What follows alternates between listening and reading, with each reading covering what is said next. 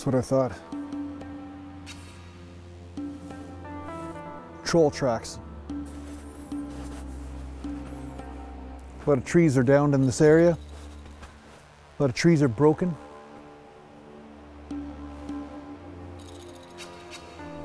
Apparently these trolls need more fiber.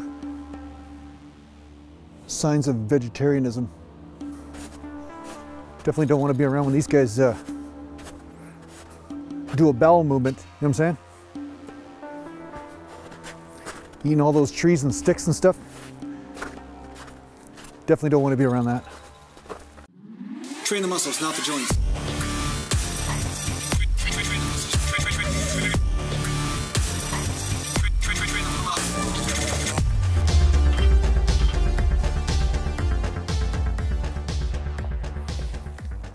Welcome to Natural Glam Bodybuilding, and today I'm going to talk to you a little bit about what rep range to never go to when it comes down to going to failure. Now, I'm using never very loosely because, again, it's going to be different. Some people have bulletproof joints and tendons. I mean, I knew a few guys in the gym, it didn't matter what they did. They were just like uninjurable, if that's even a word, but you just couldn't injure them no matter what you did. But then there are other people that when they went to failure in these rep ranges, they had a tendency to develop tendonitis, constant bursitis or inflammation or problems, right? And of course, injuries are going to sidetrack your progress faster than anything else. And at the same time, sometimes if you're going too heavy and going to failure, you reach a certain level of burnout and you'll notice that your progression stops, where you don't necessarily get stronger, you just seem to burn out all the time. And every time you go to the gym, it feels like you're still rolling that metaphoric ball up the hill, right? It just never seems to change. So I've made videos about this before, but somebody just asked in the comments about what rep ranges, like how heavy should they be wary of going to failure with. And as a general rule, right, anything under 6 reps, so say 5 reps and below, I find it's better for you to stay safe as far as not going to failure in the set regularly. Maybe your last set you might hit failure, but for the most part, you concentrate on refining the groove and making sure that every rep is pretty stable, because injuries happen when you start losing, balance, or you just kind of shift all of a sudden in one direction or another unexpectedly.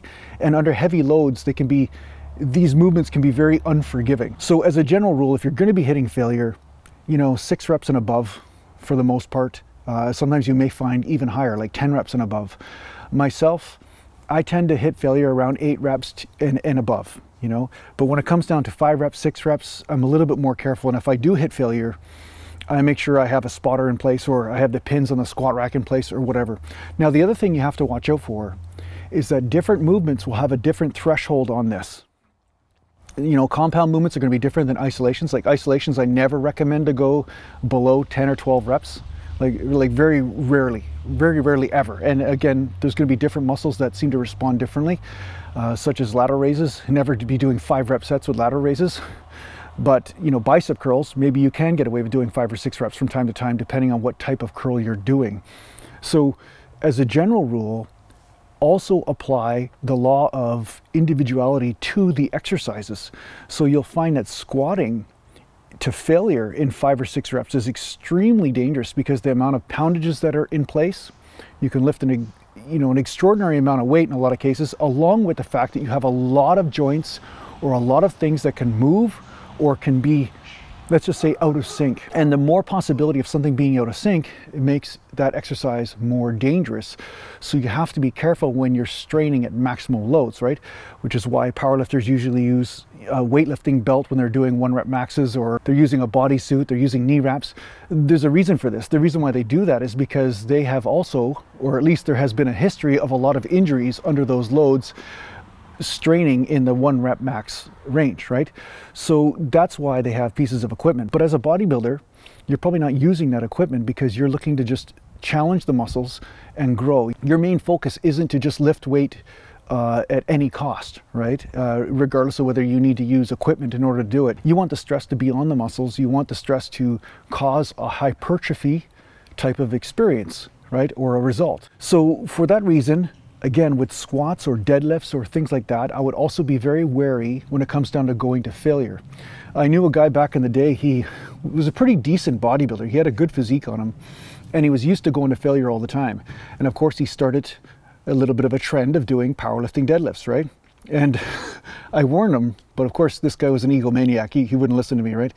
I said, listen, when you're deadlifting, be a bit careful, because if you're going to failure on deadlifts, you may find, oh, my cat's trying to steal the show here. Yeah.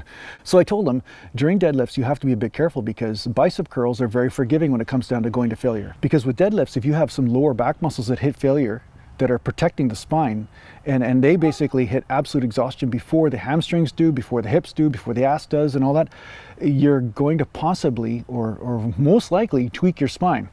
And of course, after a few weeks of him straining his ass off on deadlifts, he came into the gym one day and he was just hobbling. He could barely even walk, right?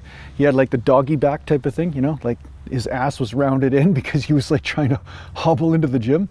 And he said, well, you know, Jason, you were right? I should have listened and been a bit more conservative, right?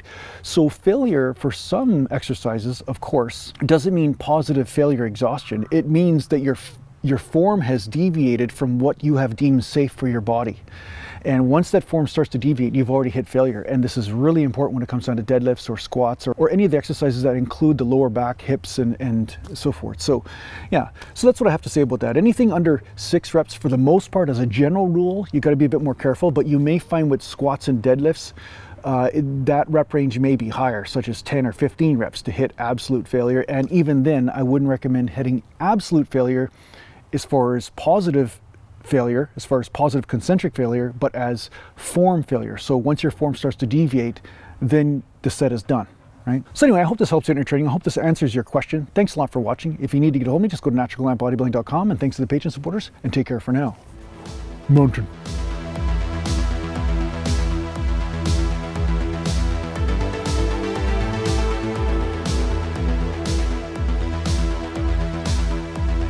Natural Glam.